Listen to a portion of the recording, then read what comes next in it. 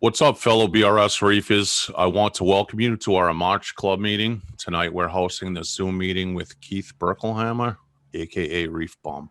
If there is anyone new here or here for the first time, welcome. Would like to start by thanking you for coming on this Zoom meeting. It really is a nice way to entertain and educate all of our members during these trying times. Keith Berkelhammer has been a reef tank hobbyist for 25 plus years, winning Tank of the Month honors once from Reef to Reef and twice from Reef Central, one of the few to do so on Reef Central. 6 years ago, he started ReefBum.com, a site dedicated to helping hobbyists create the reef tank of their dreams. Keith has chronicled his reef keeping journey through his blog and the ReefBum YouTube channel. He has also written a book called A Reef Bum's Guide to Keeping an SPS Reef Tank, a blueprint for success. Additionally, he hosts a popular live stream called Rapping with Reef Bum on his YouTube channel. Many of you have probably been there. That features guests from the reef keeping community. I'll also add his links to the chat here, and you can find them listed on the announcement thread on the forum. Take it away, Mr. Keith. Hey, well, listen, thanks everybody for inviting me. I'm really very psyched to talk with you guys and hopefully one of these days I could actually attend a meeting in person or meet some of you guys in person because you are the closest reef keeping club to me. I mean, I don't know if there are any in Vermont, to be quite honest with you. I think there might have been an effort at one point in time to have a meeting or two, but I don't know if any that are around that are still active.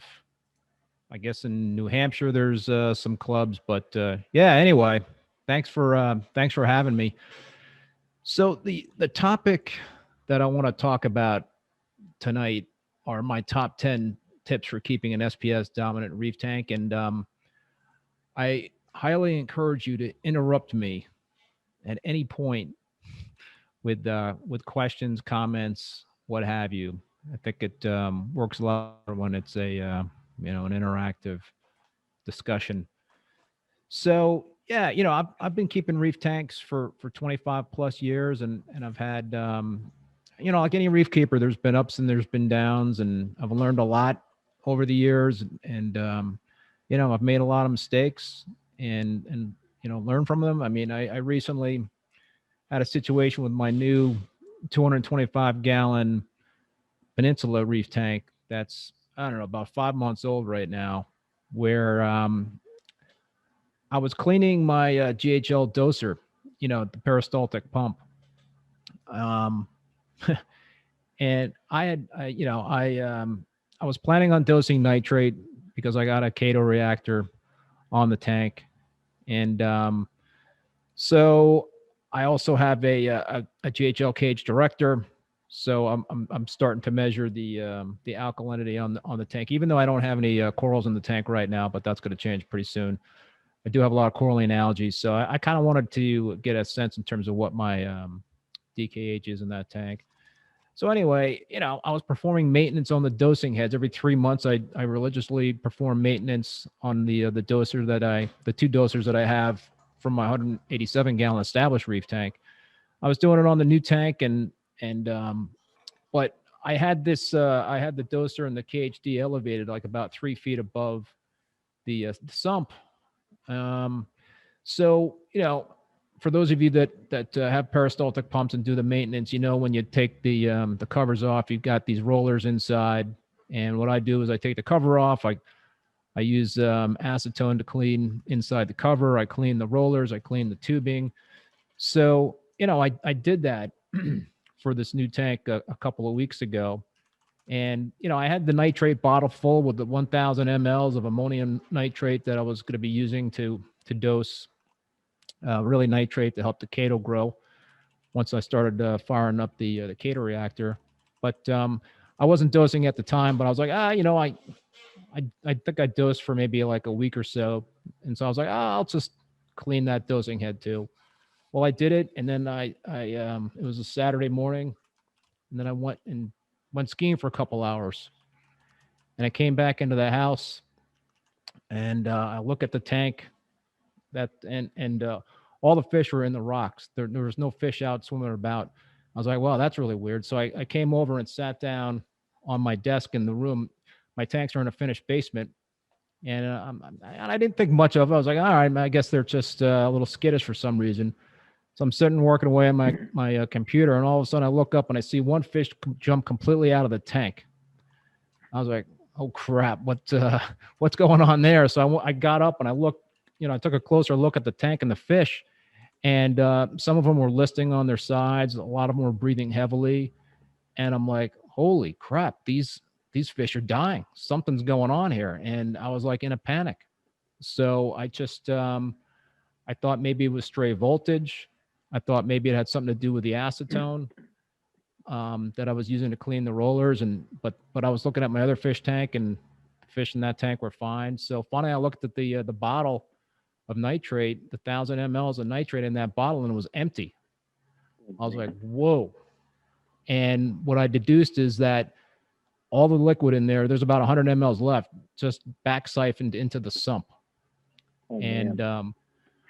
so the point of this story is that anything can happen.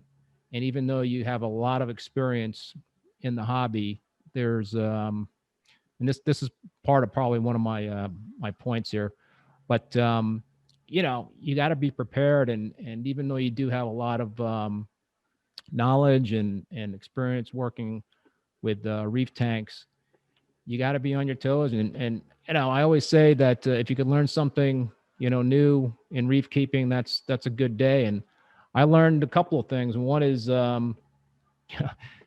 don't clean a peristaltic pump with the when the liquid is like elevated high above the sump.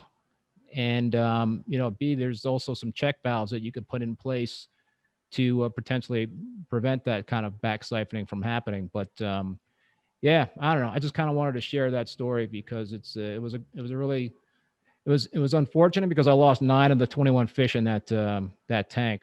But the good thing is that I was able to save most of the fish, and I just did some really large water changes, and I also used this product that helped remove some of the ammonia. It's like an ammonia binder.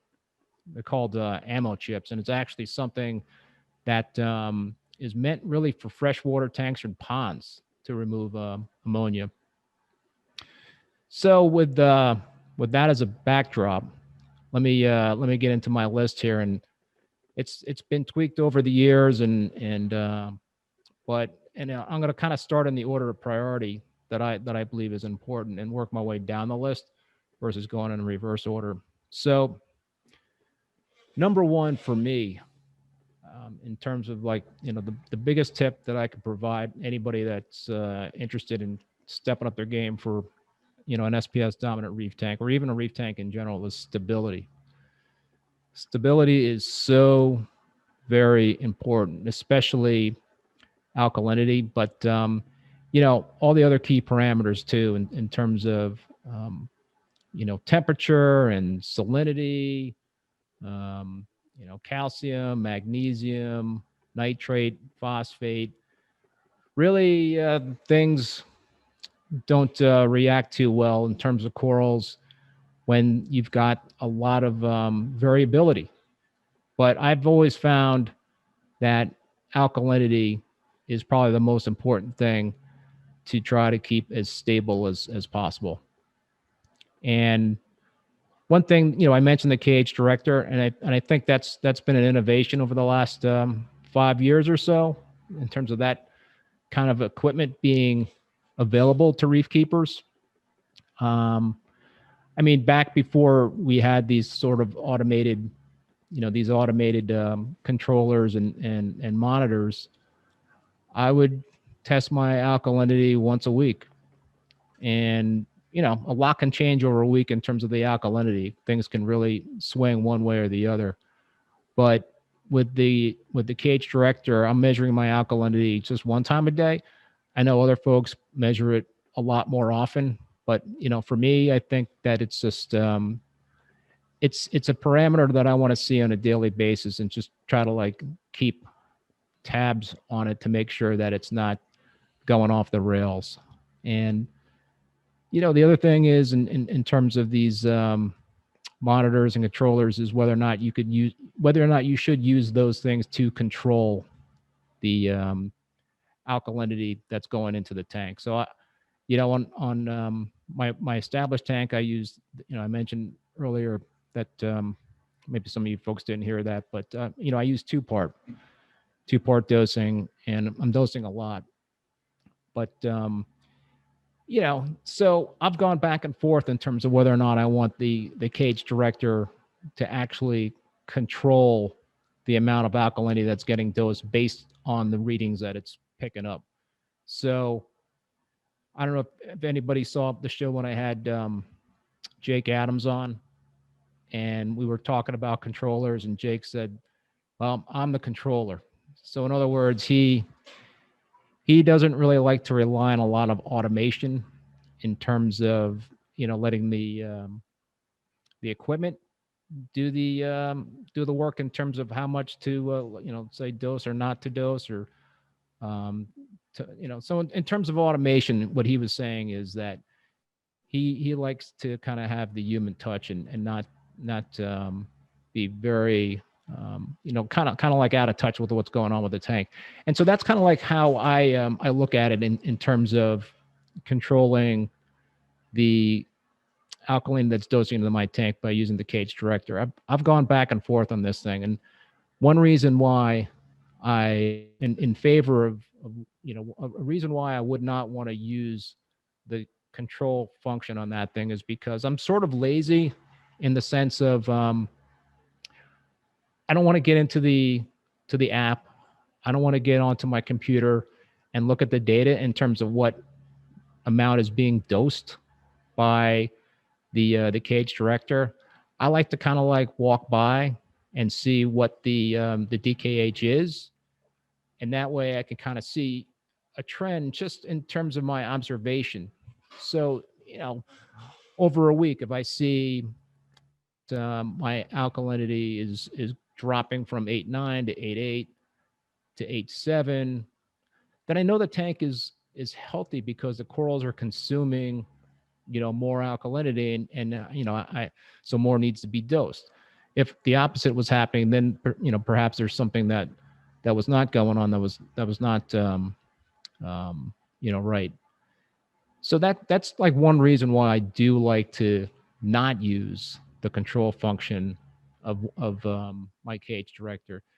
The reason in favor of using the control function is because it does a pretty darn good job of keeping alkalinity pretty, close to the set point that you have on that device.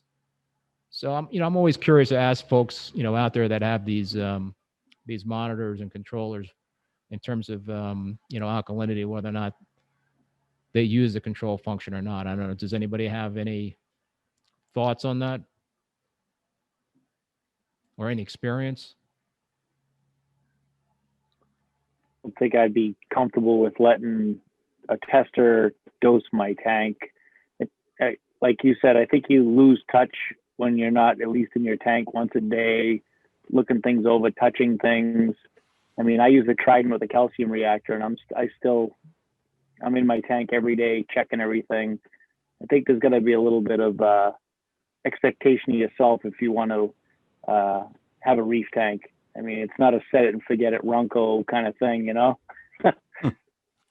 Showtime. Yeah, I think automation is awesome. I just monitoring is really, really important. But yeah, you do have to be observing on a daily basis, and you do have to be in tune with what's going on in the tank. And if you're going to do a lot of automation, then I think you got to have to, also be very much in tune with the data that you have available to see what's going on with the tank. So I had the KH. Yeah. Go ahead, guys.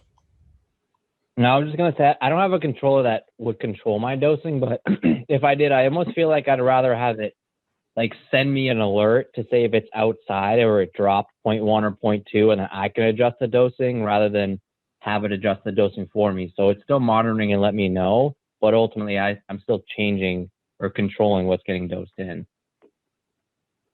Yeah, I have one cage director set up on my established tank that's dosing 2-part, and so that's controlling it right now. I've got it on the control function. And then, I also have another cage director on my my new tank, and I'm using a calcium reactor on that. And, I had that set up to control the DKH. But I think with a calcium reactor, it takes many more data points to effectively control it. So I stopped controlling it. And, so what I do is when I see the DKH dropping or if the DKH is rising up, I just simply adjust my peristaltic pump in terms of the effluent that's coming out of that thing. And it's just, that works pretty well. So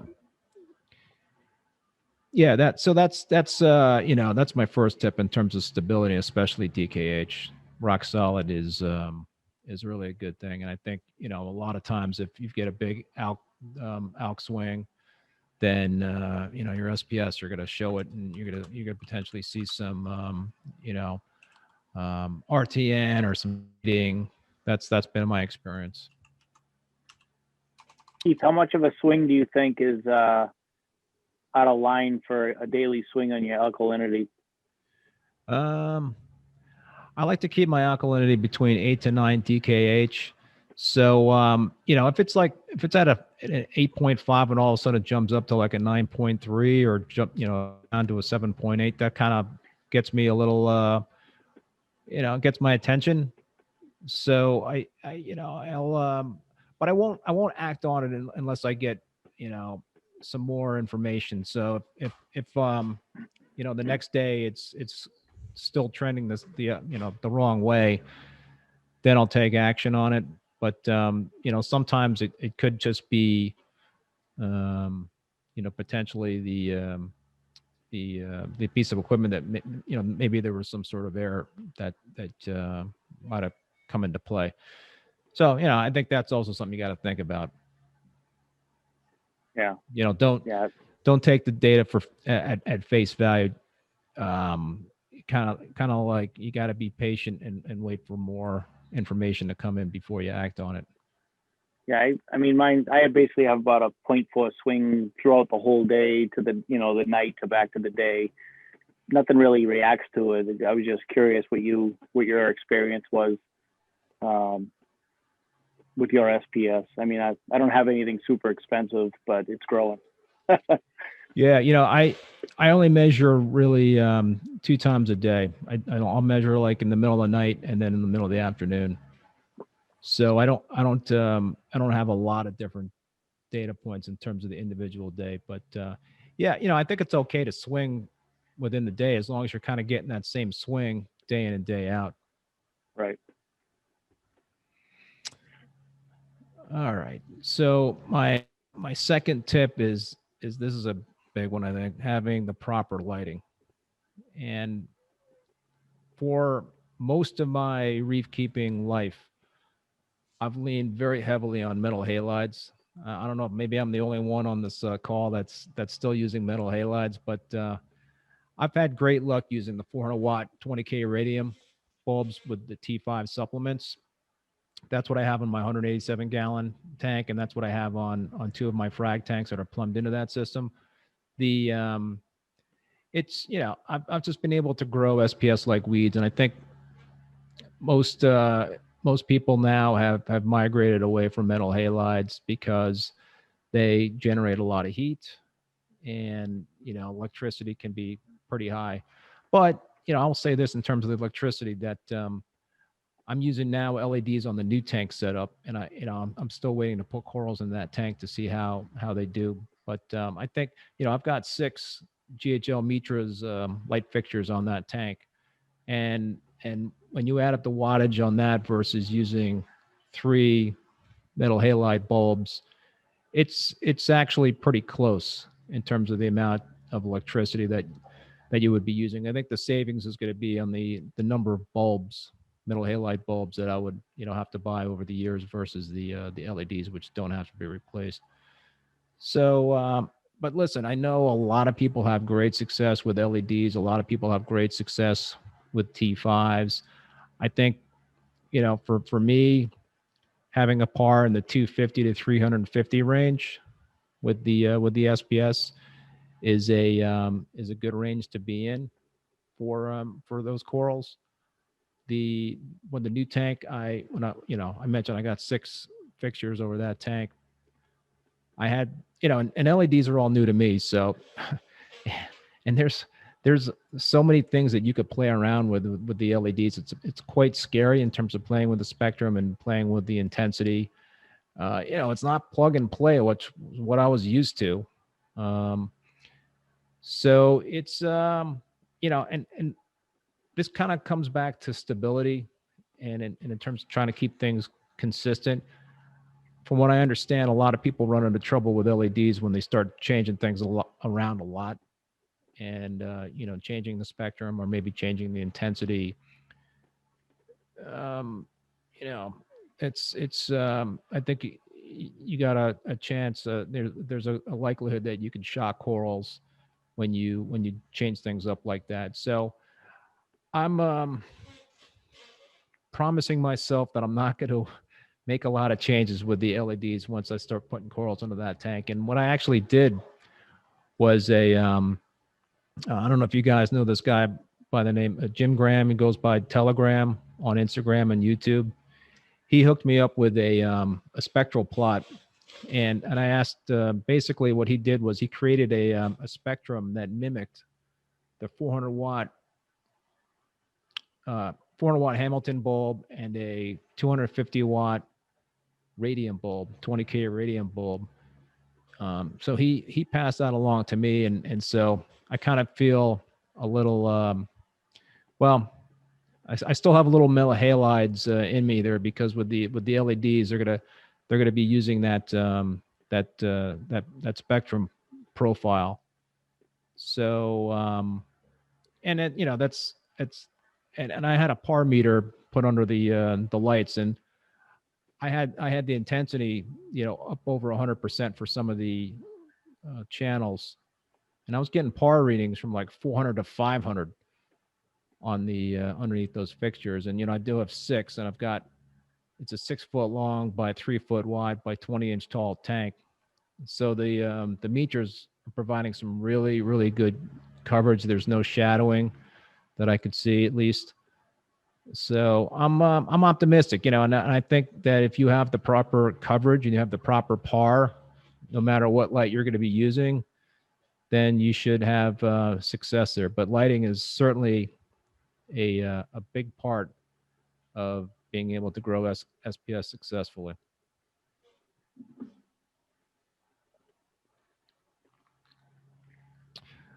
All right. Anybody have a comment there? How do you like those lights so far? I know I talked to you on your website at one point.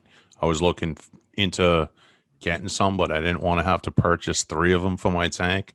So I just bought an ATI Sun Power, secondhand with new bulbs. And I mean, I'm getting like 350, 400 par, 30 inches under the lights. Wow. Yeah. So yeah, someday. I'll tell you in a couple of months. I'm probably gonna put some frags in there, some SPS frags in there within the next couple of weeks. The fish episode kind of set things back a little bit. Yeah. But yeah, so I think it'll turn out well. That's my hope. Yeah, Telegram's the man.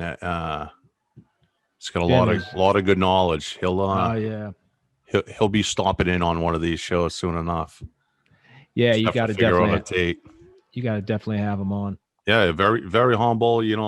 Much like yourself. I reached out to him on it via Instagram, and I was like, "Hey, what do you think about this?" And I was like, "Do you have a business email or whatnot?" And very respectful. Like, it's my honor and that, all that stuff, which is cool because you don't get that much anymore. He was in the military. Yeah, definitely. Yeah. Awesome guy. So you don't take no shit, but he's No. very respectful. Yeah.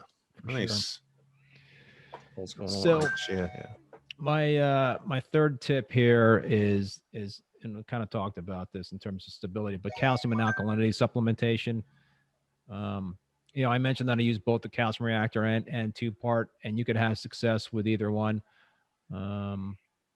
With two-part, it starts to become uneconomical when you have a very high demand for calcium and alkalinity, and like I mentioned before, I'm dosing nearly 300 mLs of each part on my tank, and it's killing me financially. It's getting quite expensive. With the other tank, I've got a calcium reactor going, and the one thing that I was fighting, I was using a calcium reactor for a couple of years on the tank that I'm now dosing two-part, and the one thing I have been fighting was lower pH with the calcium reactor, since you're using the CO2 with that, and pH is important as well in terms of having a happy SPS, having SPS in a tank and having them that do well. I always try to shoot for the 8.1 to 8.3 range. I kind of think that's the butter zone for pH. And I tried some different things to try to elevate my pH. I think my pH was maybe in the 7.9 to 8.1 range for a while, and I did mention that I have my tanks in a finished basement, and like you guys in the wintertime, the windows get shut, especially up here in Vermont, where it gets pretty darn cold, and so I tried running an air line from skimmer intake to the outside to try to bring in some fresh air through the system. I've never tried a CO2 scrubber, but I was thinking about it. Then there's other products out there, the pH buffers that you could use to raise the pH, but that impacts alkalinity. Surface agitation can also play a role. I like to have a lot of surface agitation on my tanks because circulation is really and that's going to lead into the next point, is so very important. But that's actually detrimental if you've got a lot high CO2 levels in the room with your tank, because then you're getting more gas exchange, and the CO2 is is going to get absorbed by the system. So a couple months ago, I had a air exchange unit installed, and it's like an industrial grade, commercial grade air exchange unit. Maybe I went a little bit over the top, but I've seen like an improvement of maybe 0.1 to 0.2 pH points, which is really pretty significant. So and there are less expensive units out there that you can use. So that was a consideration with using a calcium reactor versus two-part for me before I had an air exchange unit, and before I was kind of tinkering around with the issue with pH. So it's no matter which method you use, you got to just really have something that's going to be able to replace what's taken in by the corals. So it's a very important piece of the puzzle. Nice. Keith, when you went from like 7.9 to 8.1 and now you're getting like 8.1 to 8.3 pH, I mean, is it just increased growth that you see, or like do you think 7.9 to 8.1 was detrimental, or just 8.1 to 8.3 has just increased your growth rate or color? Or I am seeing some greater growth rates right now. I can't say for sure that it's because of the air exchange unit and the result of the pH, but I think there's enough information out there, and at least anecdotal evidence that I had Adam from Battle Corals on, and he was actually the one that kind of I got the idea from the air exchange unit from him, because he said he installed a couple of them in his facility, and he noticed a big increase in growth with his SPS. So that kind of the light bulb kind of like went on in my head when he said that. I was like, okay. So I just kind of started investigating it more, but I think it's anecdotal stuff like that. I don't know if there's any studies out there that can prove, an increased pH will result in greater growth rates for SPS, but I believe that I've seen greater growth on my corals. Well, you can turn off that air exchanger, then you won't have to dose as much of your 2-part. Yeah, there you go. I just set up a CO2 scrubber because much like everyone else here in New England, in a tight home, and I was like 7.9 at peak, and I just had a random BRS, dual reactor that I never used, and I was like, well, let me order some soda lime, and I've already run through 3 pounds in literally like 3.5 days. So tomorrow I got to go get some pots and try the recirculating, mod coming back out of the top of the skimmer, because it's my father's house. He's 76 years old. God, I get it. You know what I mean? I'm over here. I got a sweatshirt on now. Usually it's a pair of boxer shorts or a gym shorts because it's like Key West in the other room, and he's 30 feet away, freezing, watching TV. I'm like, put another sweater on. But I added that CO2 scrubber, and I went, like I said, from like 7.9. The next day it was like 8.1 at peak. The day after that it was like 8.37 was the highest it's ever been, since like the summertime. And but I'm gonna definitely try out that recirculation mod, because, like I said, I've already burnt 3 pounds of soda lime in a couple of days. So. How did we? I guess it's too soon to say in terms of how your corals reacted, huh? Yeah, I honestly don't know. Everything's like frag state, frag point at this stage. I got in my little video here, I added 2 torch corals from Saturday and 6 SPS frags. You know what I mean? But my alk consumption has already gone up like 25 mils. Yeah. Which is good, but at the same time, I can't say. But from people in this club that are like diehard, that eat, sleep, live, and breathe SPS, they're 100% like keep your pH up in the 8.3, 8.4 range. Yeah. So. Yeah, on my new tank, my pH is like in the 8.5, even sometimes touches 8.6 range, which is a little too high. But again, I don't have corals in that tank, so I'm not really using a lot of CO2. So once I get corals in that tank, then I'm sure it'll the pH will start dropping. But yeah, anything in the 8.1 to 8.5, whatever, is good. I think if you can avoid staying out of like the high 7s, you'll be in pretty good shape. So Paul, as you know, I ran the CO2 scrubber for like a year, and it worked well. But I recently, my wife in our bay window put like a boatload of plants in the bay window, which obviously eat up the CO2. And now for the last 4 or 5 months, I've taken the CO2 scrubber offline because I got that new Deltec skimmer, and my pH is maintained between 8.2 and 8.4 every single day, with that boatload of plants in the window. So I don't know, I'm all down for it because that soda lime gets expensive. Are you doing a calcium reactor or 2-part? So I got a calcium reactor, but I'm running it on a constant flow, so I'm running it at a higher pH. Right now, I'm actually having to slowly dial it down because the consumption's been going up.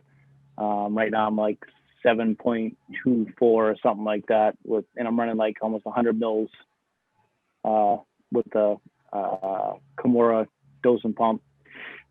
Yeah, I got that same pump. I also use Kalkwasser when I use a calcium reactor. That helps. And I also have a dual chamber calcium reactor. So that second chamber is another thing that you could potentially use to help scrub some CO2. Scrub the CO2, yeah. Yep. Yeah, but it's nice not having to because I actually have my do you have your CO2 scrubber line going to the outside, or is it just within the house, your intake? Yeah. Today I have it sticking outside because it was obviously 50 something degrees and I could actually crack the door. But normally it's just sucking room air. that made a big difference for me when I vented it outside with soda lime consumption. Because then you're not fully scrubbing CO2 ridden air, and you're putting a little bit cleaner air in. So I got a lot more duration out of the soda lime. But just keep in mind that if you don't keep that little bit of moisture in the bottom of your CO2 scrubber, it kind of gums up. Yeah. The flow through it. Yeah. I hear you. It's always something. I never worried about any of this stuff. Like me and Chris all have these conversations daily. Like I know we never worried in 2004, 2005 when I got into this stuff. Like I never tested anything, I never dosed anything, and stuff just grew.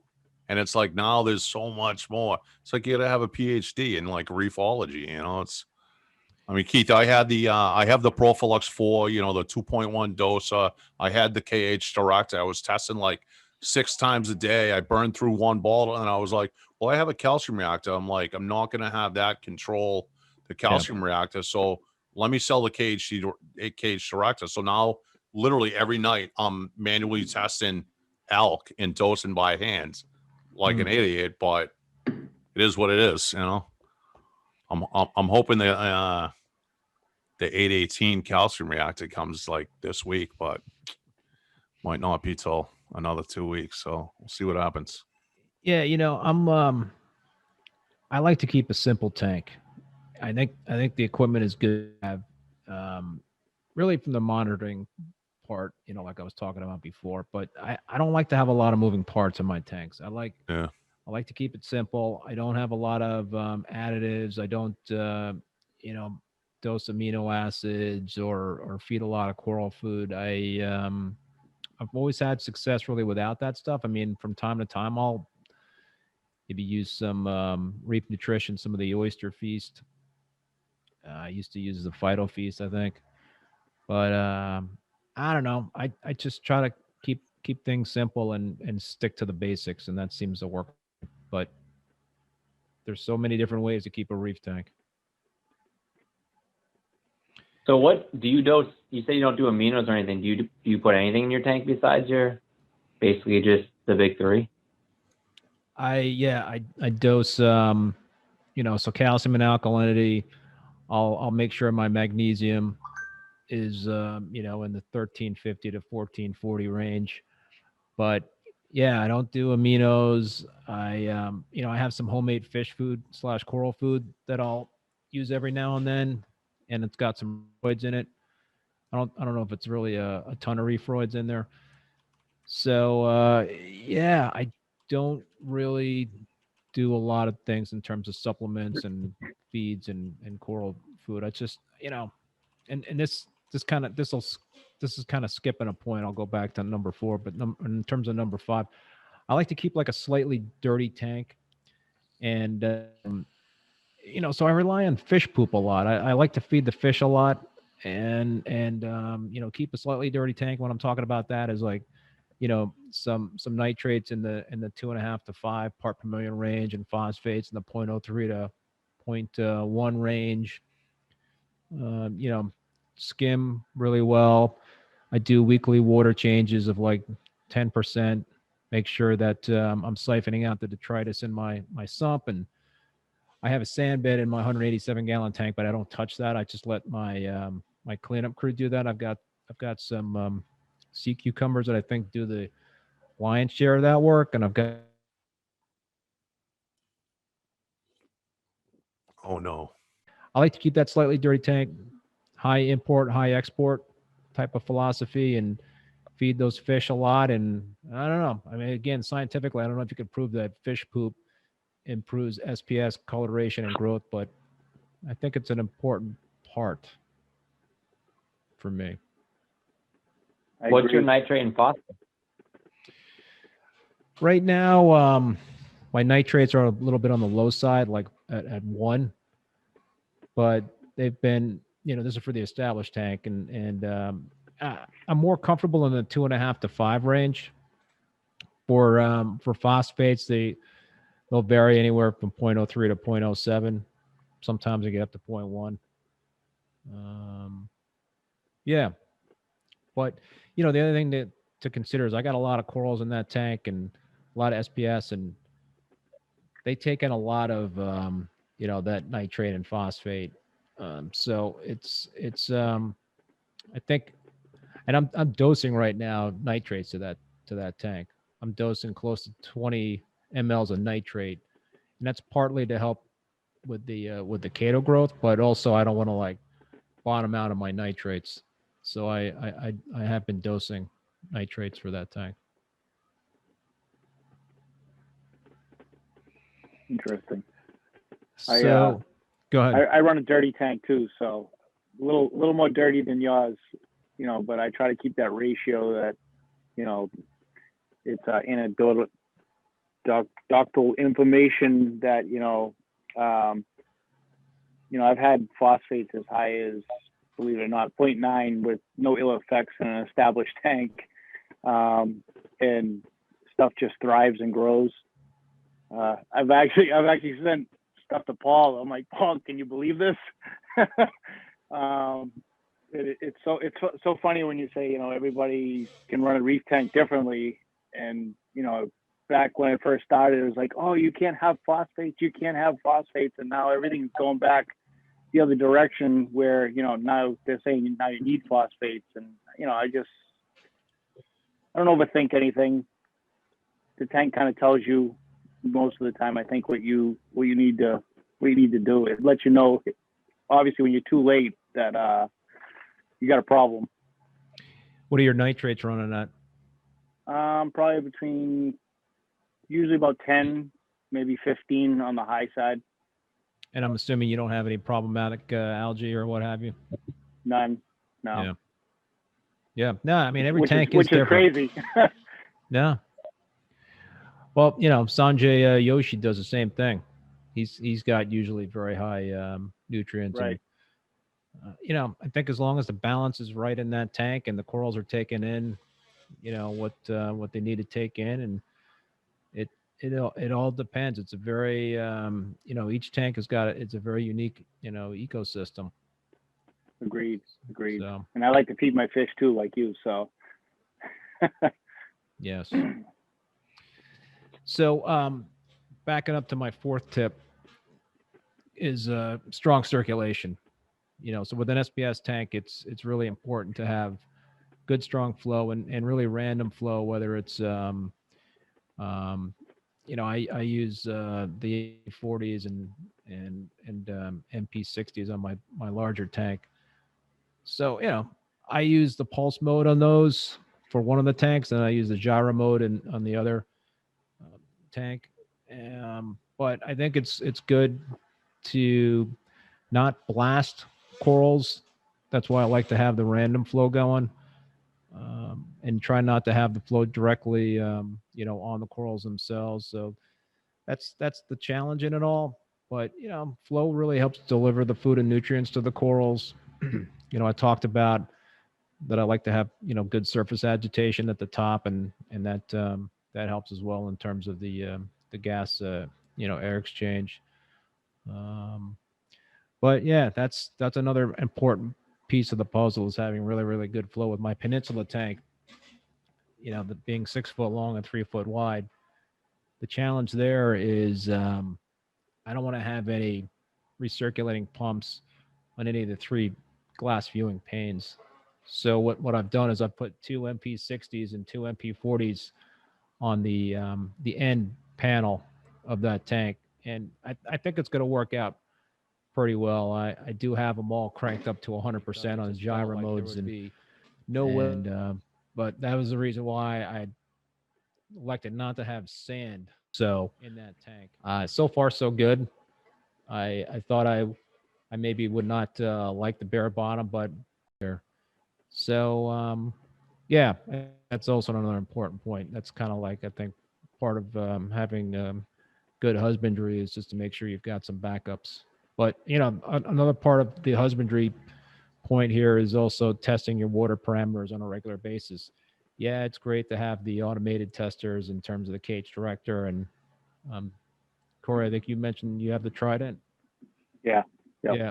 So you're getting more data points with the Trident. And but yeah, so whether you're using something automated or you know, Paul, like you're talking about measuring alkalinity on a daily basis, you got to stay on top of that stuff. You gotta really know what the deal is with the tank in terms of those key parameters. Another thing that's really important is observation. Look at your tank every day, and it's amazing to me how certain corals are really indicators in terms of whether something is, you know, going wrong with.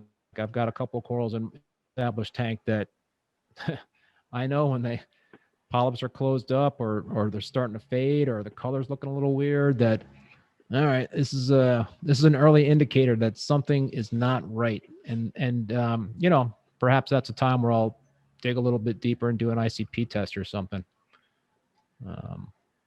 Yeah, so husbandry is very important. Another really important point on my list here is this is number 8, is knowledge. And I think a reef club like this is an awesome source of knowledge, because you guys can, you know, you get together, you hear people speak, but you're also sharing experiences. So and having a mentor is important as well. You know, if there's somebody that has a kick-ass tank and kick-ass corals and they've been doing that for years and years, then, you know, if you got a newer member or if you got somebody that's new to the hobby, it's always great to find somebody like that to kind of act as a mentor to show the way. And, you know, so what if you want to copy, you know, what that person is doing? That's fine. I mean, like I said earlier, there's so many different ways to keep a reef tank. So it's not a one size fits all, but I think whether it's, you know, clubs or conferences, frag swaps, what have you, you get to kind of be out there talking to one another, and you kind of you get to meet new people and share experiences. So that's important. Books were really a big part of my knowledge base when I first got into keeping reef tanks. You know, there weren't online forums back when I got into it. There weren't you know, a lot of it was you know, I read Julian Sprung's books and Martin Moe and Charles Delbach, all those folks, and I still have those books. And, you know, every now and then I'll maybe, you know, kind of check back and read through some of those books. I used to read religiously FAMA magazine, Freshwater Marine Aquarium magazine. So obviously print is not as big in the hobby these days as it is, you know, back when I got into it. And the other thing is that you've got the reef forums.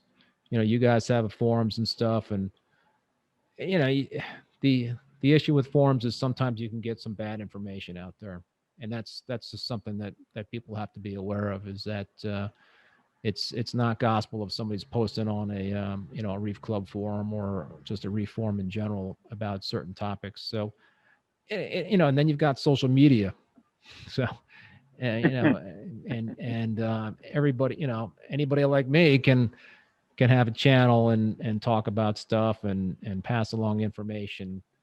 So there's noise out there these days, and that can be tough. So it's more complicated, I guess. Yeah, you got to kind of read between the lines. Yeah, no, for sure. Yeah, I'm a book person myself. I did all books when I got into the hobby, and I think at least, you know, that's concrete information, whereas I think the information you get from a lot of the forums, yeah, some of it's good, but a lot of it's really bad. Yeah. No, you gotta be careful in terms of sifting through the information. It's just, there's just so much information out there, and it can be tough. But you know, like I said, I think it's great that you guys you know, meet on a regular basis, and you're able to kind of share ideas and experiences and bring in guests.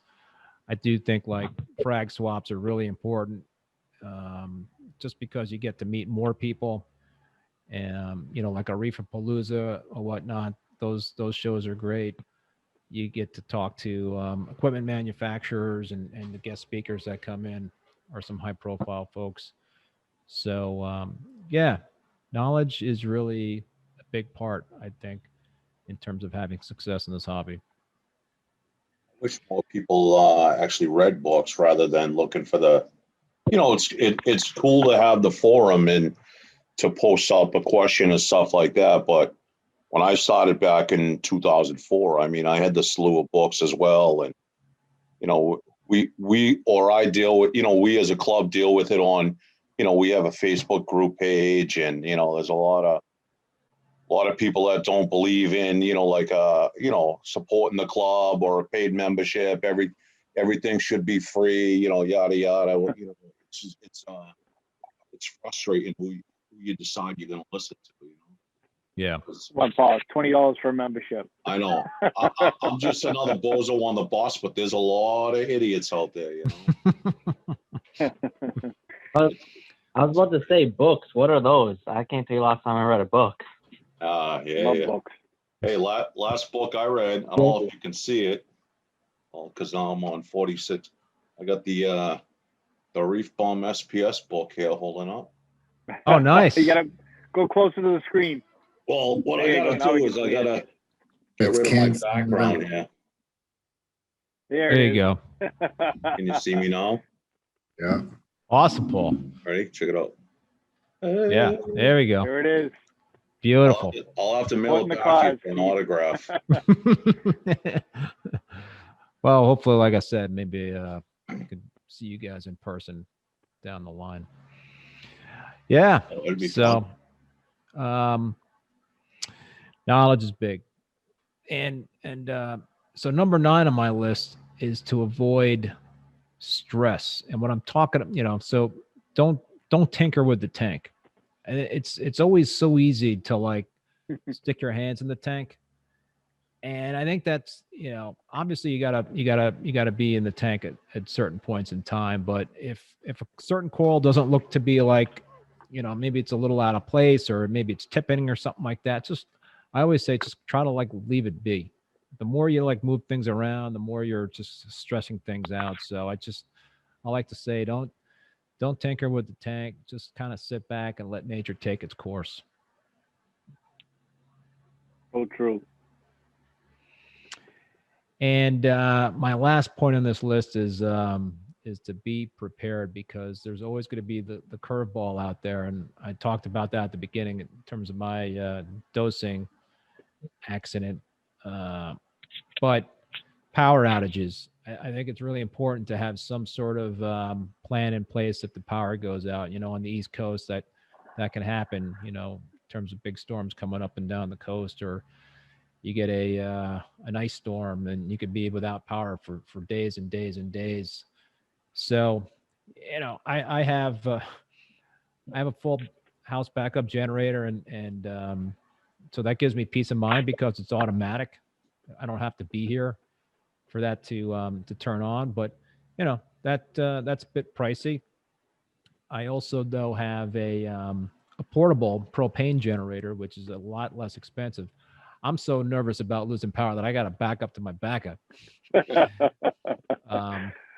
But you know, there are lower cost solutions out there. So this propane portable generator that I have is I don't know, maybe it's like $400 or $500, and I have it actually tapped into. We have 2 100-pound propane tanks outside of the house, and it's tapped into one of those 100-pound or gallon, I guess that's what you would call it, right? Gallon propane tank. No, you're right. Pound. Oh, is it pound? Yeah. Okay.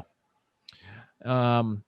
Anyway, so you know, the thing is, you have to be home if the power's out to pull the ripcord on the portable generator. But with propane, it burns a lot cleaner. You don't have to worry about refilling it with gas. And during Hurricane Sandy, I know there was a gas shortage.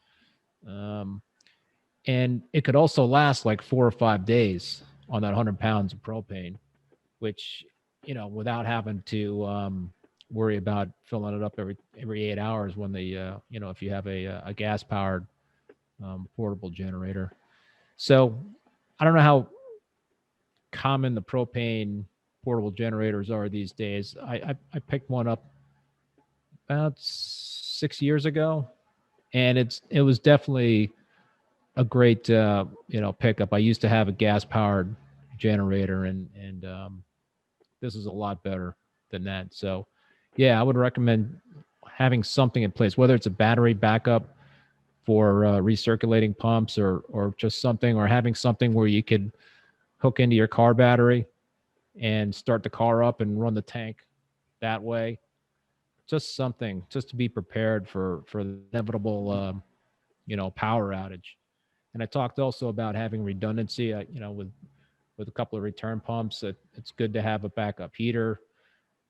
In terms of lighting, it doesn't hurt to have something as a backup for lighting, because, you know, think about it. If something goes on the fritz, equipment wise, and you can't find it in the local fish store nearby or wherever, and you have to rely on getting something sent to you by an equipment manufacturer, you know, that could be 3 to 5 days. Can your tank survive that if you don't have a return pump? But you know, the good thing is you guys have a club, so you could always lean on one another in that regard. But I, you know, over the years, I've always found it very helpful to have some sort of power backup for my systems. Me too. You know, and the aquarium controller is also a another thing that I think is important to have, and just in terms of being able to monitor and have alerts sent to you. I've always, you know, had my controller set up where if I lose power, then I get a text message or I get an email telling me that power is out on the system. So obviously it's out on the house. I used to live in the New York area, and I used to commute into the city. And so one time we had a power outage at the house, and I was on the train coming home. Was I coming home? I can't remember. But I got this notification that we lost power, and you know, I had 2 return pumps on the tank, but sometimes one of those return pumps, actually I think both of those return pumps had didn't go back on because of some sort of back siphoning that was happening.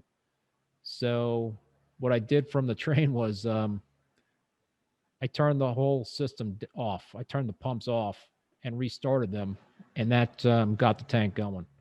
So yeah, you know, automation can help, but I think just in terms of having a controller to monitor what's happening, it's just a simple thing as telling you that the power is out can really go a long way to being, you know, very helpful for a reef tank, especially if you're on vacation and you're having somebody watch the tank. I think that I also like to have, I've got a live webcam on my 187 gallon tank. I also have a Nest cam on my sump. And when I'm away on vacation, I have somebody watching the tank. I could watch my tank on YouTube because it's 24/7 live webcam. But I also check in on the sump. And this the Nest cam has a like infrared, so even when the lights are out, you can see what's going on. And I like to see what the water level on my sump is. I like to see if you know, is the skimmer overflowed or if something else is going on. And you know, that's not, Nest cam I think is like a couple $100, and you can set that up wherever and have an app on your phone.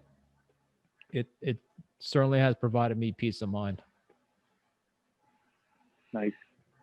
I had an incident not too long ago. I have a Nest cam in my fish room as well, and you know, it's just kind of generally looks at, you know, I have a 4-foot frag tank and a 4-foot display, and they share a common sump.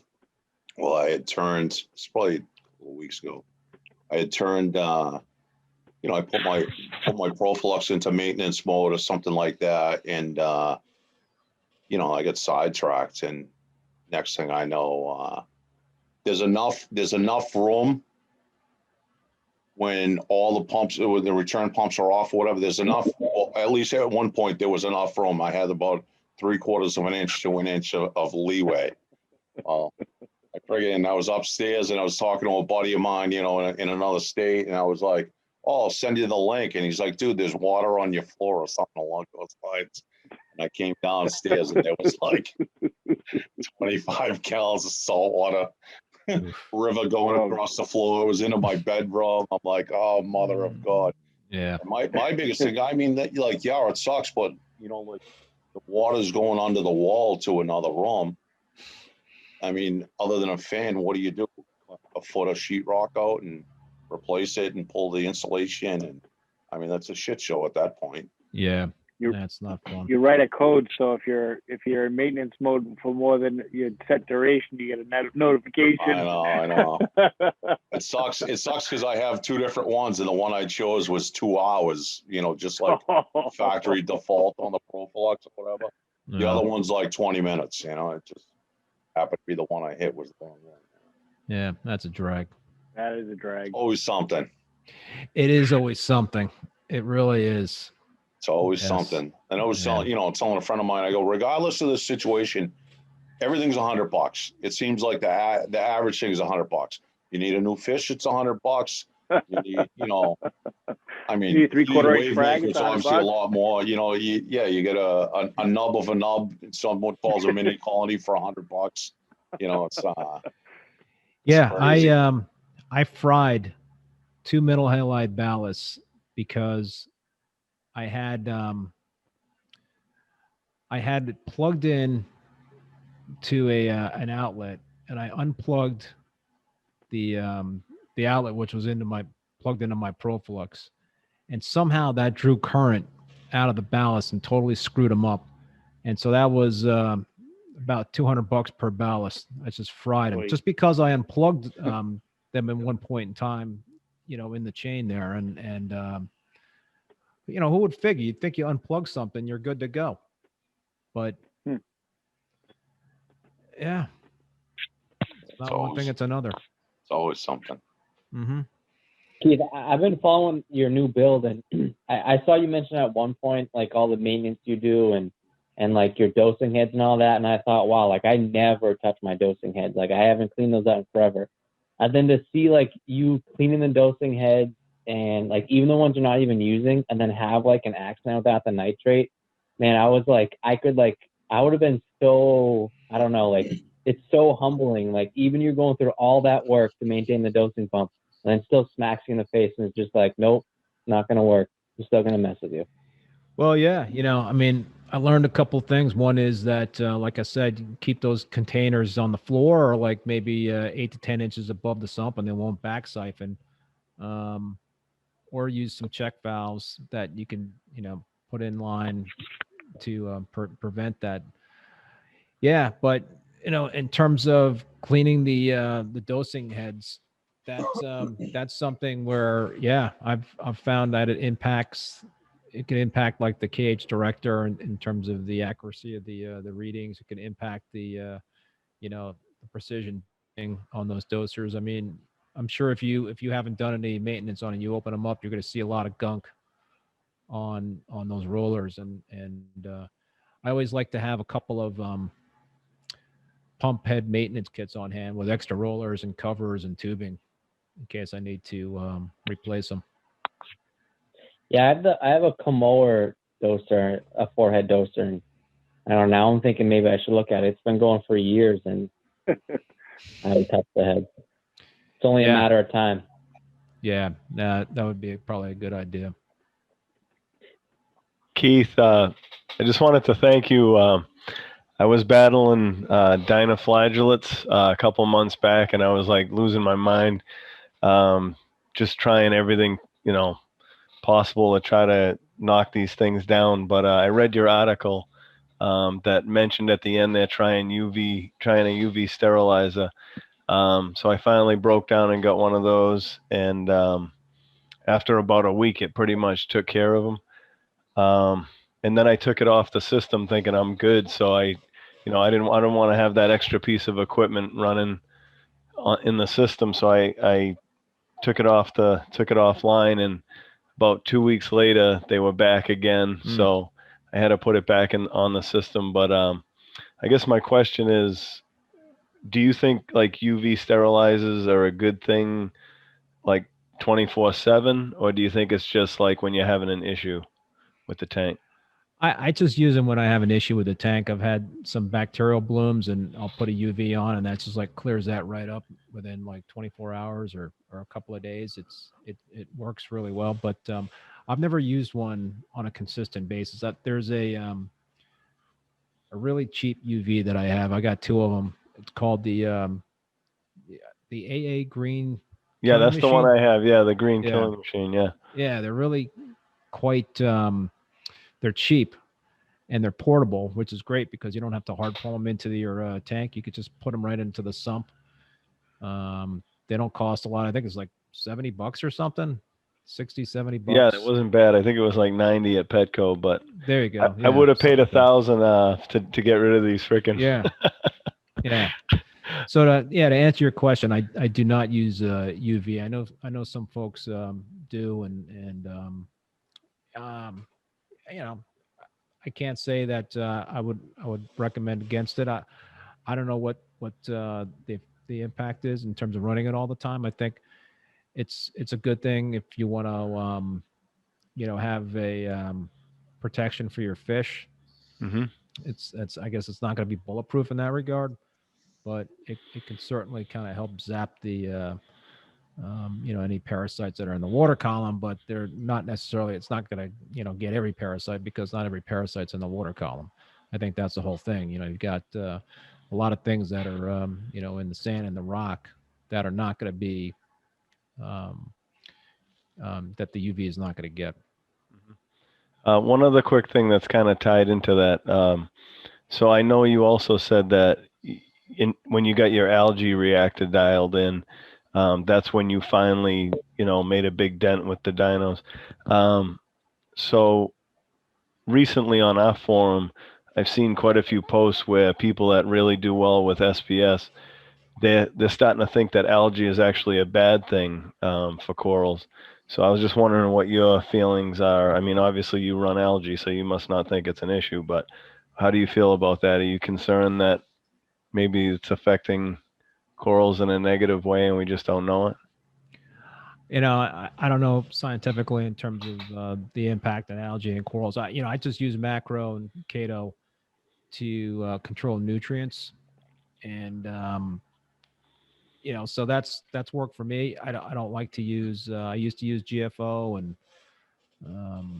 so I try to avoid using GFO, since it can also potentially not only bind phosphate but other valuable trace elements. But yeah, I wouldn't know the answer to that question in terms of the elements of algae and whether or not that's. I mean, listen, a lot of people run macro and refugiums and algae scrubbers and algae reactors. So I would have to say that if I had to venture a guess, that it probably doesn't have a negative effect, since there's so many systems that run algae. So I wouldn't be concerned, but. Okay, thanks. Anybody else have any pending questions? I'm going to try to screen share and run the raffle. Keith, you're included. Keith, you're included because you are a paying member here. Oh, cool. Let's see if I can Hey, share Dan. my screen right. Dan, I run UV 24/7. I've been running it for 2 years. There's no real ill effects, and you can obviously adjust your flow too, so that you can use it for algae and not so much parasites. There's a lot of options. I know I only have to clean my glass like once every week and a half, whereas when without it, I was cleaning it a lot more. So you can use it for more than just your dinos, but that's how I beat dinos also, with the the UV sterilizer. Yeah, thanks, Corey. I appreciate that. And I noticed the same exact thing. I barely ever have to clean the glass. It'll go like 4 or 5 days now, whereas before it was, daily. So yeah, it's good. I think it's good for several things. I mean, it doesn't fix everything, but it's definitely another piece. I also, I'm sorry, I didn't cut you off, Dan. I also run UV, but I run it on reverse schedule for my lights because I have problem with pH, and it helps keep the pH up just a little bit in the evenings. Because I run the reverse schedule on my Refusion as well. And I haven't seen any ill effects to running it every day. I run it for like 10 hours in the evening. Is there any way to tell when you're supposed to change the bulbs on those? Or is it Once just a like, year. after a year, you have to own a new bulb? Yeah, it's mostly manufacturer recommendations. I went a year. I got an Aqua UV 25 watt, and I literally just changed mine after a year.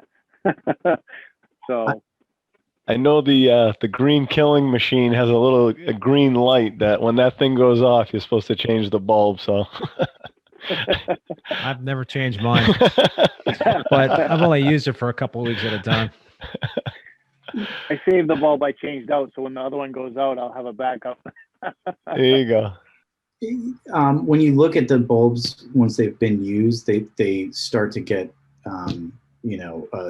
the black buildup on the bulb, and that's when I toss it. So usually about a year, a little bit over, because I only run it half time.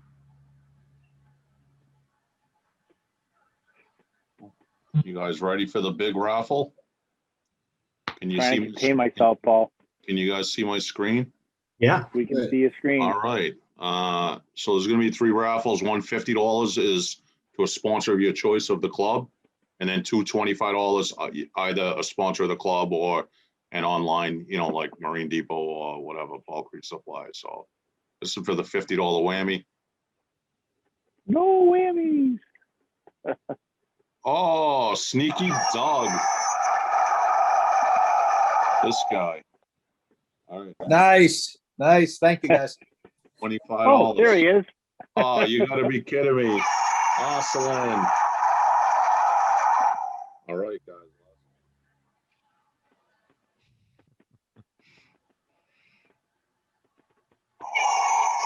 Hey, Mr. B. Wills. All right. That's.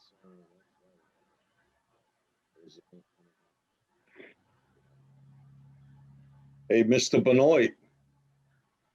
Yes. Why don't you come over here and fix my computer issues? I'll tell you what, if you can explain to me how to get a good running reef tank going here, I'll fix buddy, your I'm computer trying myself. I'll let you use my 40-watt UV sterilizer. All right, that works. That's a good trade. Yeah. He said it in the meeting. It's patience. I know. Patience. I can't keep my hands It's on so my true. tank more than 5 minutes. That's not a good thing. Yeah, me too.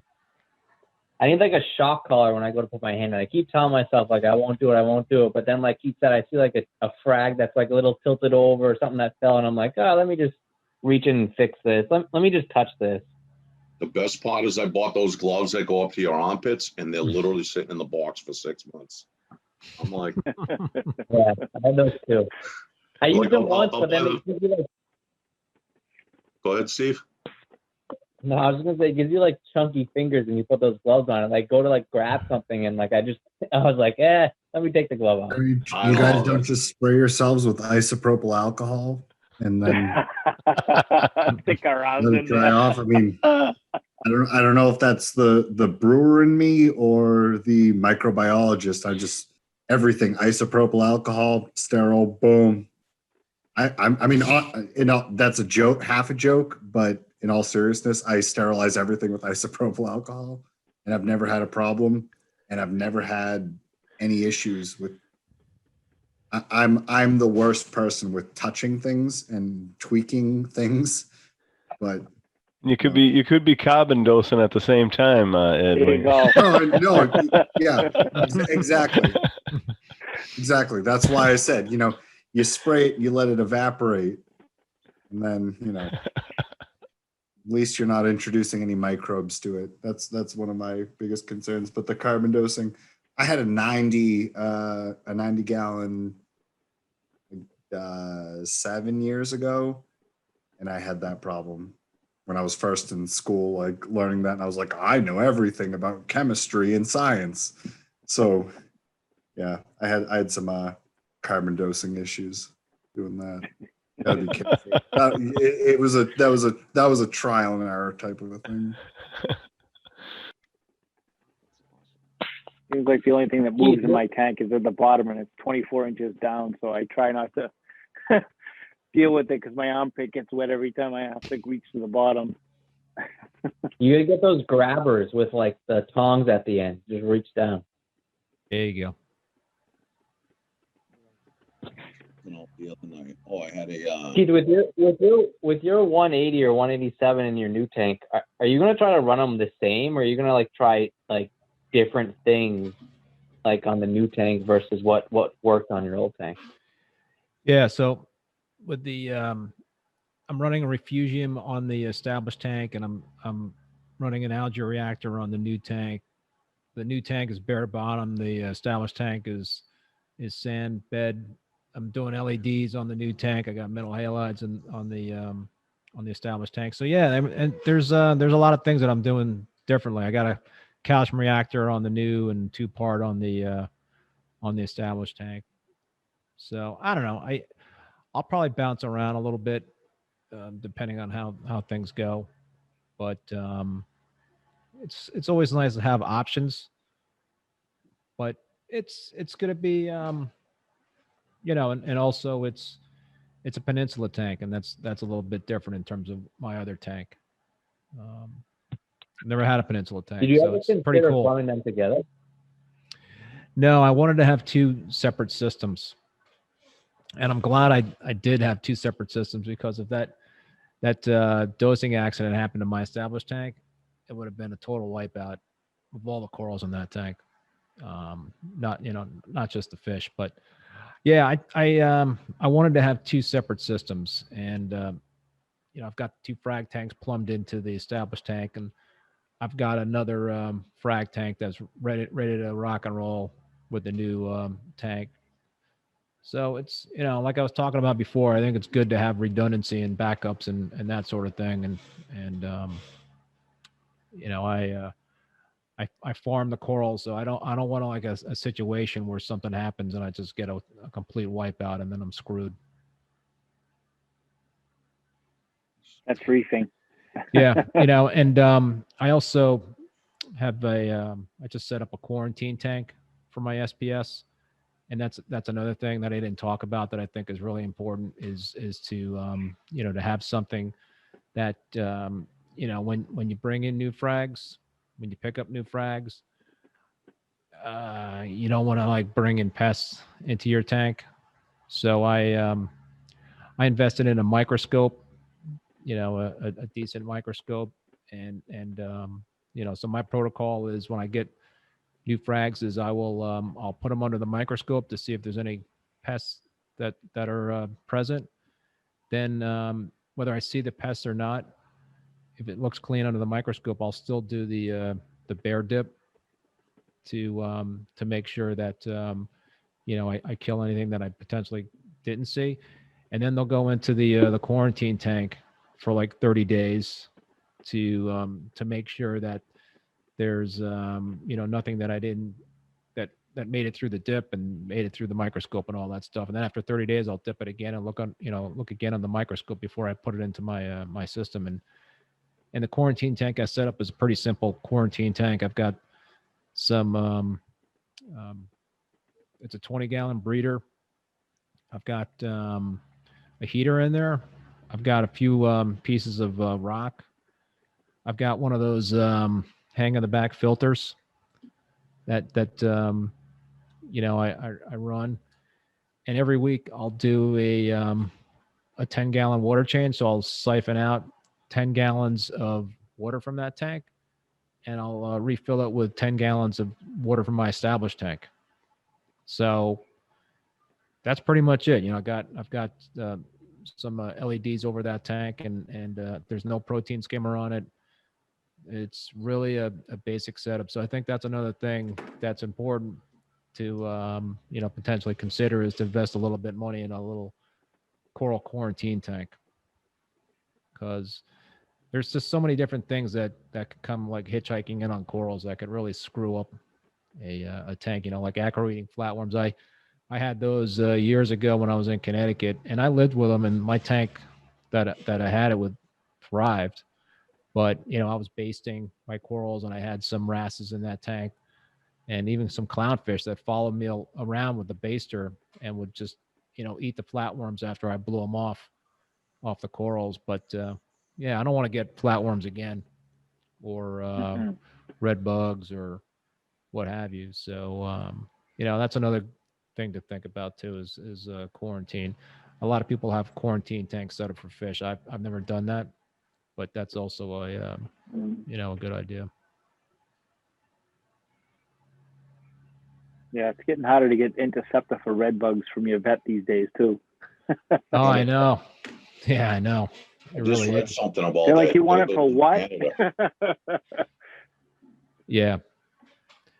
You know, when I had to get it, you know, my vet grilled me. Yeah, I had to I send know him a couple people that went through it. Yeah, I had to send him like an article that you know, talked about why you would use interceptor in the reef tank you know, hobby.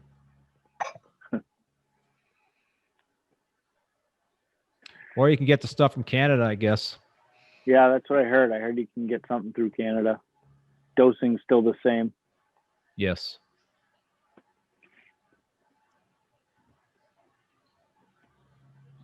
Anybody else have any other questions for Keith? I know he's an early bird. I don't want to keep him up too late. Nah, however long you guys want to go. You want to talk about beer again? Yeah, there we go. I'll have to grab. You guys want to change directions? I like the reef tank beer tour. I think that should be on the agenda when things get back to normal. Yeah. Oh, I mean, yeah. I'm putting a little nano in my office, but it's not going to be. You're not going to be able to see it if you go to the brewery. So Behind the scenes tour. yeah. I mean, anyone comes by, you know, maybe. Nice little Yeah. water box Cube 10 fit right on your desk, real nice. Yeah. There you go. Yeah, you got to do Trade a frag in the nano for a case of beer. I'll trade numbered bottles for Holy Grail torch. There you covered. Yeah. That's my crazy next. color SPS. I have like 3 torches on my list right now. I'm on a little torch thing, but I'd like to get a Holy Grail. I don't want to pay that kind of money though, like everyone else. And there was 2 other ones or something. I don't know. My buddy, I made the purchase of 2 window golds and a Joker torch on Saturday from a vendor at OSA, and I don't know what he did or whatnot, because I mean, I bought torches out of the same tank, and you know, it's a small single head torch, and you know, we all know how they don't like to open super full. And he's like, dude, the thing's like barely open, like da, da, da.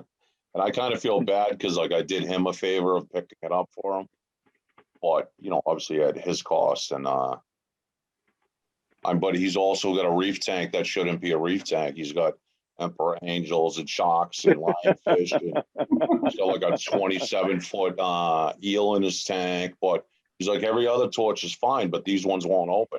And it was like $600, you know. So like, I don't know what to tell you, buddy. You know, like, mine are open. Sorry, you know, what do you do? It is what it is. Sometimes it's a crapshoot. Really is. I mean, we've all lost stuff. It sucks. It's disheartening, you know. But what do you do? You know, It's part of the game. Yeah. anyone who knows me, like I know the other officers that are here for BRS, and some people might have seen my thread on the forums and stuff. I just started putting SPS in my tank because I just got back into reefing like 8 months ago, maybe. And one of the first frags I had was it's a one of those purple bonsai. Mhm. And when I acclimated it, I dipped it, I did everything, and then I noticed in the corner there was some slow tissue necrosis going on, and I talked to someone, and they're a coral biologist in the Bahamas, and they were telling me that they've noticed that slow tissue necrosis, when you put the pH up a little bit, sometimes can reverse. And I raised the pH by like 0.2, just like really fast, faster than I should have because I have no other SPS. It was encrusting within a week.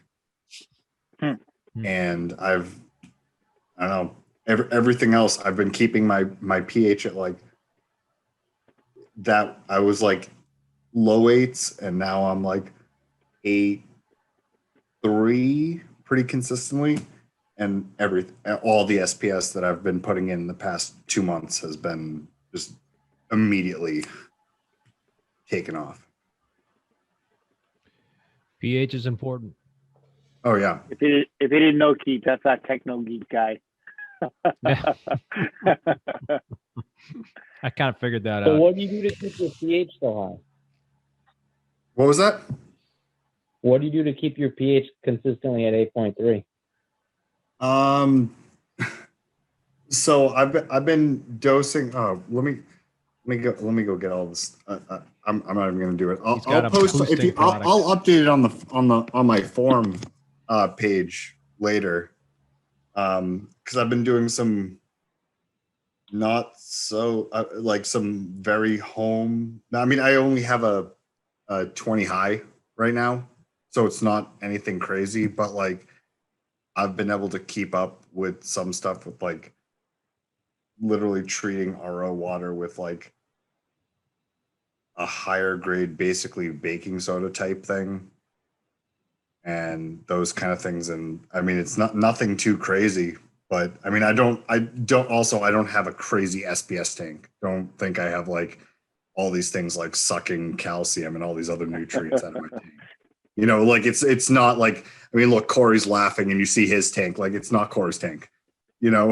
It's nothing like that. It's just like I have a very rudimentary tank that I'm just like playing with the chemistry, but just because that's my background and that's what I like to do. And now that I have that kind of, you know, I have the freedom that I didn't have when I was just getting into the hobby, I can start playing with. Nothing too crazy. I wouldn't take any of my chemistry advice if you have any investment in your corals right now. I'm definitely still in the. We'll let you be the guinea pig, Ed. Yeah, no, I'm definitely my 20-gallon tank is definitely the place to be the guinea pig. Not any of the tanks you guys have. Listen, Eddie, your 20-gallon tank could be that tank. Yeah, sure could be. I mean, it only takes a New York minute to wipe out a whole tank. Yeah. Trust me, I've been there. No, exactly. I mean, I've been out of work for a couple weeks now, and I go over to European Aquatics all the time and talk to Marty. And I'm at the point with that tank where what I'm doing with it, I'm just not even touching. You know, everyone's like, you get to that point sometimes where you're just like, just keep going. Don't ask questions. Just keep records. Like I keep records with it. Just keep making sure you know what you're doing. Just so if anything changes, you know exactly what happened and why it happened. And that's, that's all you can do. That's all you can do. Exactly. Yeah. Learn from your mistakes and gain from your battles. Right. Yeah, no, I keep a log on my tank, and I'm always writing down things that I do that are different. So that's always important, because then you can kind of like look back through your notes or however you're doing that sort of thing to see what might have caused something good or something bad to happen. Right. Yeah. Yep. I think stability, like you said, is like the number one factor for anything. I mean, you pick your levels, you keep it there consistently within a margin, and I've seen the most success with stability over absolutely everything that you've talked about. Yeah, that's number one on my list. Absolutely. I mean, I run LEDs also, but I do have I run as a hybrid. I run a 4-lamp T5 with my Reef Breeder LED, and I saw exponential growth when I went with the LED with the T5. And I had great power with just the LED, but I just think it's that spectrum that maybe the LEDs don't hit. Yeah, no, I gave a lot of thought to running supplemental T5s on my new system, but I went with more LEDs for the coverage. Yeah, because I got 6 of them over that tank. Sure. Look forward to following the YouTube. Yeah. Corey, what bulbs do you have in your T5? I run 3 Blue Plus and 1 Coral Plus.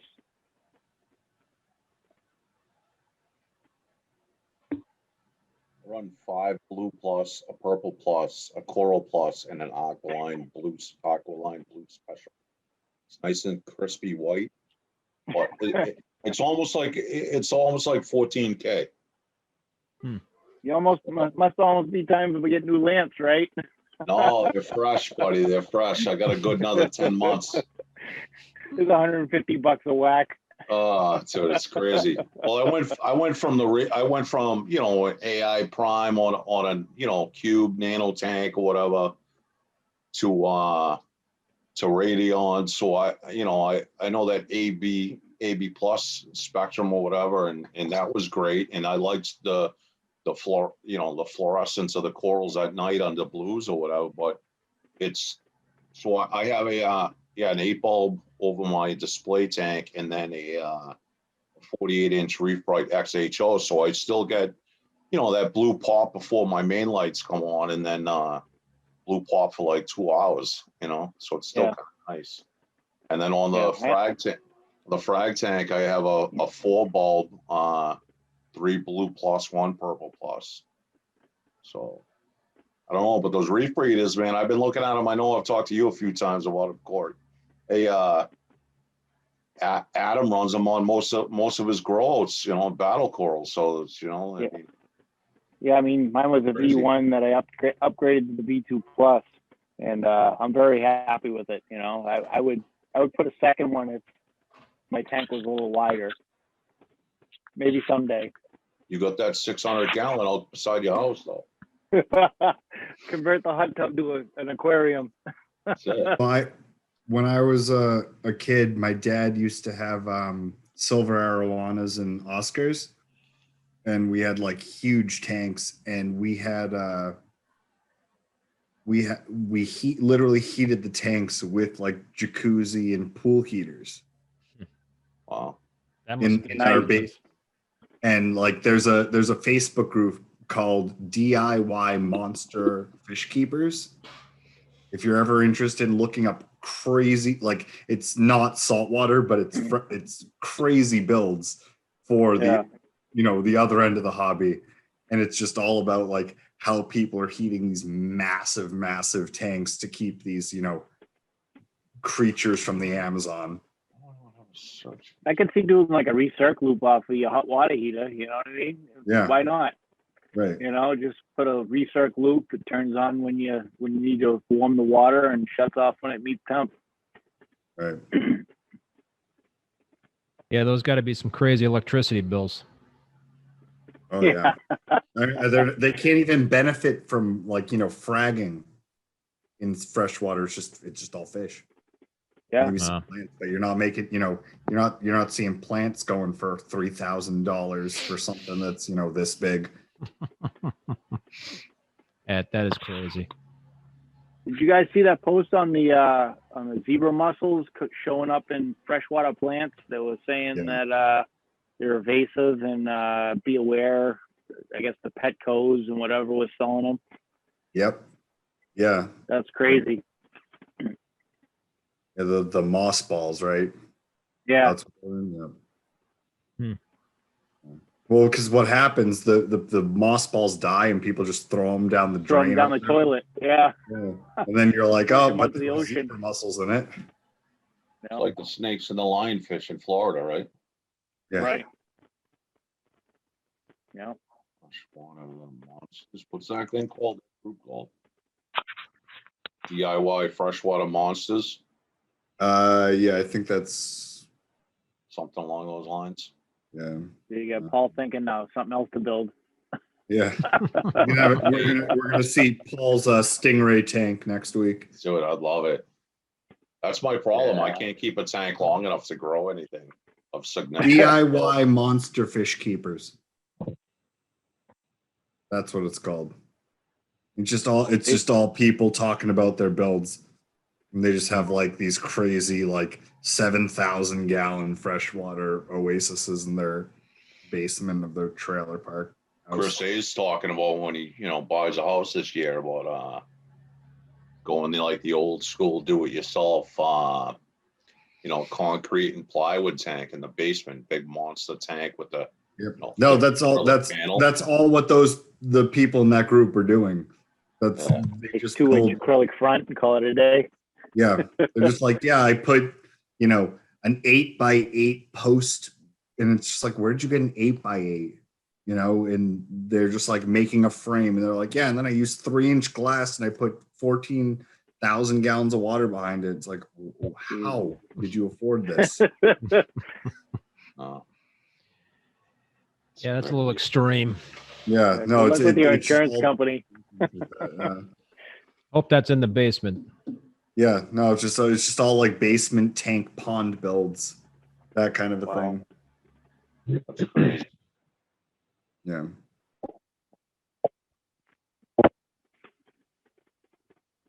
Appreciate you coming to our meeting. That was pretty awesome. Yeah, no, like I said, guys, thanks for having me. This was it was great to meet everybody. Make sure you guys go check out Keith's live coral sale this Saturday at 3 p.m. Nice. Oh yeah. I need to get another tank, Paul. I got no room. Dude, come by. Come pick up that frag tank. I got like 3 tanks just collecting dust. It's easy to get another tank. That frag tank. Yeah, I got the frag tank in the garage, and then I got a 40 breeder standing on end and 20 long, a 29 BioCube hanging out on my kitchen stove. Yeah, Corey, you just gotta have to frag stuff and make some room. That's why I'm kind of like having the show up, because I had to do some serious fragging on the tank. Yeah, it's crazy. It's nuts. I have everything is growing so crazy right now. It's not a bad problem. I'm excited, but it's like I frag it and it sits in the sand bed, and then the fish knock it over, and then I don't stick my hands in, like, screw it, it's gonna die. Comes a skeleton, then I toss it. I got so much Monty right now, it's insane. Yeah, I got like a tub stiletto Monty that just grows like a weed. Yeah. Tyree red dragons that grow like weeds. I got a Cali tort that's like 2 feet across that I just had to frag. How long has that system been up and running, Keith? I tore it down because of the dry rock like 3.5 years ago. So it's been going for like 3.5 years after the reboot. Yeah. I started my current display with some dry rock, and I soaked it and cured it, and the ammonia and all that crap that you do, and I got on a tank breakdown, a bunch of old Fiji rock, and I was like, hey, this tank's been running amazing for like 10, 12 years. And I know a lot of the, old stuff can really harbor high phosphates and everything like that, but I took a shot, and I had a wicked, bubble algae problem, and it was all on the dry rock. Oh yeah. Like I literally, I mean, pulled out hunks of shelf, you know, like different pieces I bought, and it's been good now. I mean, I'm running the UV sterilizer for an ick issue because, you know, I didn't quarantine a fish. The thing was friggin' loaded, and but I'm running it like midway at this point, so it's kind of, you know, kind of sort of helping out with algae, kind of sort of helping out with ick. So, you know, at least in my mind, probably not, but whatever. Makes me happy. And there's like no algae whatsoever now, you know, which is great. But there was probably like 3 or 4 times like I physically had to take the rocks out, like pick bubble algae off, or, you know, I had this wicked, it wasn't green, it might have been green hair. It was more of like a filamentous algae. Yeah. That was like 3-4 inches long, similar to, you know, green hair algae. And like, you know, everyone reef to reef, they're like, oh, you know, you started with dry rock. And I'm like, I let the stuff soak for like 6 months. Like I got a bin in my kitchen right now, like soaking other dry rock that I've just had laying around. And I'm like, oh, do I ever even want to use it? You know, it's such a, it's a shit show, it's so to speak. But then you see guys like Greg Carroll that starts a tank with 100% dry rock and no issues whatsoever, you know? Yeah. He also took it really slow. He told me that he didn't have corals in the tank for 4 months, and he also ran his lights at 10%. Yeah. For 4 months. So, but yeah, you know, it's being patient, but you never know what could cause a, you know, an issue. And yeah, I don't know. I've just never had good experiences with dry rock. I had the one bad experience, I guess I should say. Yeah. But shit happens. Nice. Exactly. Are you going to take frags from your established tank to throw in your new tank to see where they go, or? Yeah, that's the plan. Try something different. Yeah. I'm gonna definitely put some starter frags from the, and you know, I'm not gonna like do hardy frag. I'll put like an, you know, Oregon blue tort frag in there. I'll put like a Walt Disney frag in there at some point. I kind of want to see what happens with the, you know, the higher end pieces, the more sensitive pieces off the bat. But good thing is if they're not doing well or they seem to be a little stressed out, I could always pull it out. But so it's nice to have that backup system. Sure. Are you going to try to, like, once it gets established, do basically like different corals from your other tank to just change it up, or? Really the purpose of the new tank is to be an additional grow out system.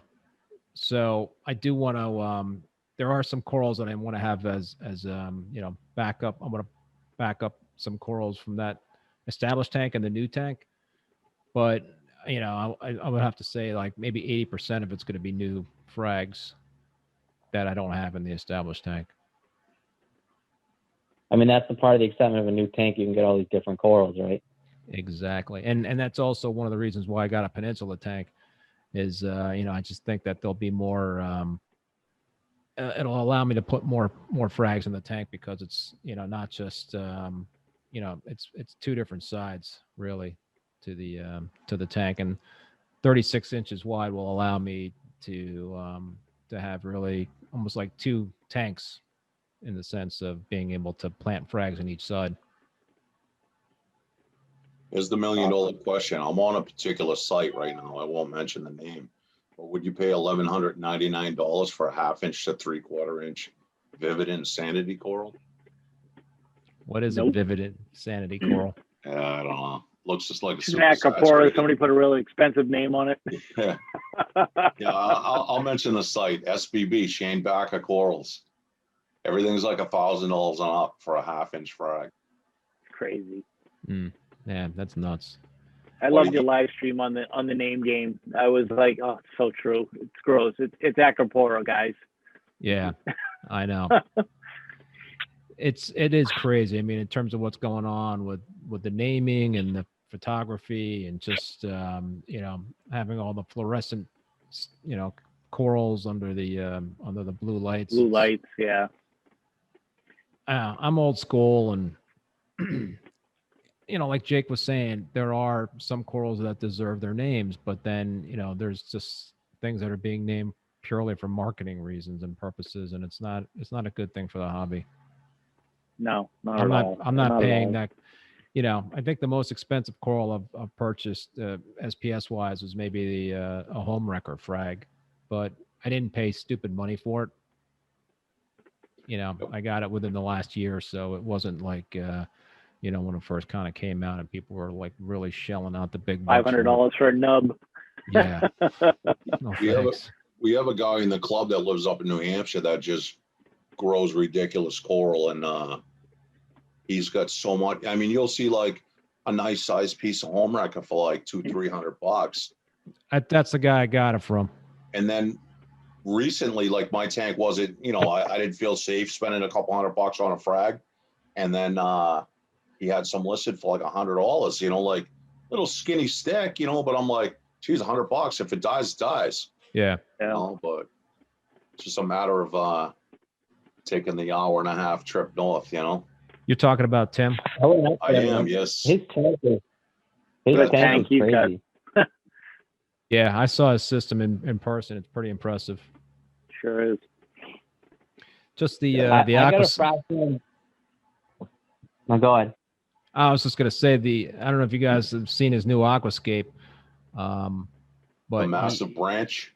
yeah, Yeah, I It's like- saw it via picture while it was dry. And I was like, where'd you find the tonga? He's like, I've had it for years. You know? yeah, it looks like it's levitating off the bottom. Yeah, it's pretty sick. Yeah, I went up there to get a frag, but mainly just to check out his system because I went and picked it up. I don't know, a couple months ago, and both of his tanks, he's got a couple. Like he's got one across the way too. It's, I mean, it's impressive. Yeah, he's got a sick torch tank. Yes. It's like, you know, 90% torch. But he's on the, you know, pre-COVID, you know, happening here. Which, because like, you know, years ago, like I was saying, Keith, in the beginning, like, you know, would have a speaker come down, would rent a hall, you know, go out to dinner or whatever, you know, as a club or whoever wanted to participate. And then there would also be like tank tours and stuff, go to, you know, 3-4 different people's house, like on, you know, on a weekend or whatever. So I'm just trying to bring things back to like how I remember it. And we have a thread, and, you know, Tim's one of the guys, you know, in Manchester, there's like probably 8 to 10 reefers that have like really good systems, and they're all like, yeah, swing on by, you know, and just never happens, you know. Now it's COVID, so yeah, is what it is, you know.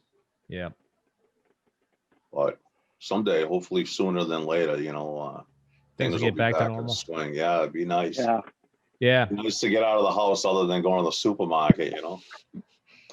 Yeah, I've you know, every now and then I'll go to Boston. I've been to Dong's place a few times. Yeah, Dong, yeah. Dong's a great guy. got That's a probably 80% of my coral. Yeah. Yeah. Yeah. Dude, he only runs a dual window fan for like I know, it's humidity crazy. control. And I'm like, I'm a big guy, you know, like I walked in there and I was like, holy shit. Like within like 5 minutes, I had sweat dripping down the back of my legs. And I was like, you gotta be effing kidding. And my father's, you know, because he used to be a chemist. He's like patented cancer drugs and like research and stuff like that. So, you know, he's very, very knowledgeable in, you know, different areas. And, you know, I went with my father, and my father's like, they're talking about, you know, prescription medication and this and that. I'm like, I'm dripping sweat, and I'm like, Jesus Christ, can we get out of here? You know, like, yeah, there's a lot of good guys, you know, definitely. Yeah. Yeah. Who knows? Maybe you'll see us. I might be peeking in your window later up there in VT with my drone. There you go. Nice. I saw a video that you posted. I don't know where it was, whether it was Instagram or YouTube. It was like the beginning of a video.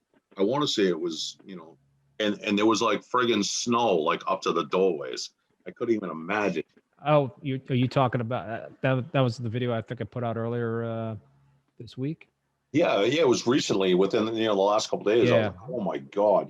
Yeah, we've had a lot of we haven't had like these big storms, but we've had a lot of like small storms, like 2 or 3 inches here and there, and it's just kind of accumulated.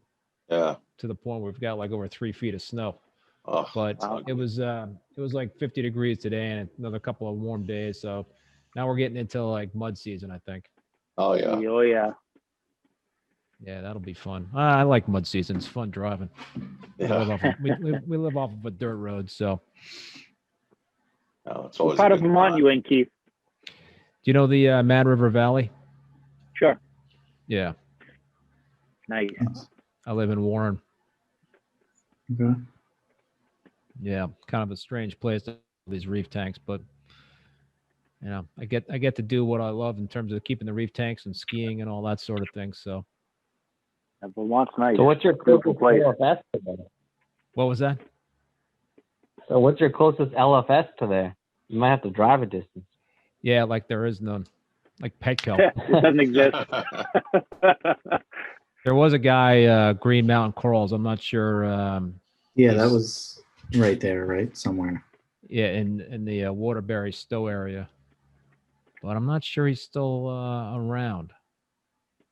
There's a place. Yeah, there's no real good places right now nearby. So I got to travel. I got to travel when I want to try to find fish or corals or something like that and see them in person. But I don't know. You know, If all goes well, we'll be having an in-person frag thing. Corey, what did we decide on that? October? I think it's We figured in October. the fall, possibly, if things get normal enough. Yeah. oh, cool. All Yeah, right. usually every September we have a frag show, and it's anywhere between. We have last year 25 vendors or something like that. And it's a Yeah, good it was time, pretty good with a last big year. Raffle and a lot of good deals, So Oh, I'll have to keep my eye on that one. yeah, hopefully get some good See what the stuff going in state the does. near future. Yeah. Yeah. On behalf of the club, Keith, I definitely want to thank you. Been sitting here for a while. Like I said, I know you like to go to bed early, and you say, "No, keep talking." But I gotta walk the dog. Yeah, exactly. Nice. Exactly. But I sent you an email, Keith. As a thanks for coming on the show. We're just trying to finalize a new logo. So our original logo, it's from when the club was incorporated in 2004, and nobody's got the vector images, so we can't print anything of quality. So as a club member making a new logo, he's got the logo done. Just got to put finishing touches on it, and we'll make sure to, via email, get stuff sent out to you, and just to say Cool. thanks and greatly appreciate it. Yeah, everybody, thanks for having me again. I know you have a stream, usually every week on YouTube. You got the Coral Show Saturday. Yep, I got a Rapping with ReefBum tomorrow night. I got Brandon McHenry, who actually was named the Reef to Reef Tank of the Month. The first they started that whole award back up, so he was he got the award for the first month. So I'm gonna have him on tomorrow night. Awesome. Yeah, and then I got the live coral show. I got a little over 90 WYSIWYG frags, like 95% of them are SPS, and that just kind of I had to do some serious fragging in the 187 gallon tank. So yeah, it should be fun. I'm basically just I'm gonna be drinking a beer and drinking a sip of sunshine and doing the live show and kicking back and maybe doing some Q&A or whatever evolves. But yeah, it should be a lot of fun. Awesome. Well, I shall see you there. I appreciate Thanks, it, everyone. All right, guys. Thanks a lot for having me again. All right. Hopefully we'll see you Thanks, soon. Keith. All righty. Good night. Take care. Thank you so much.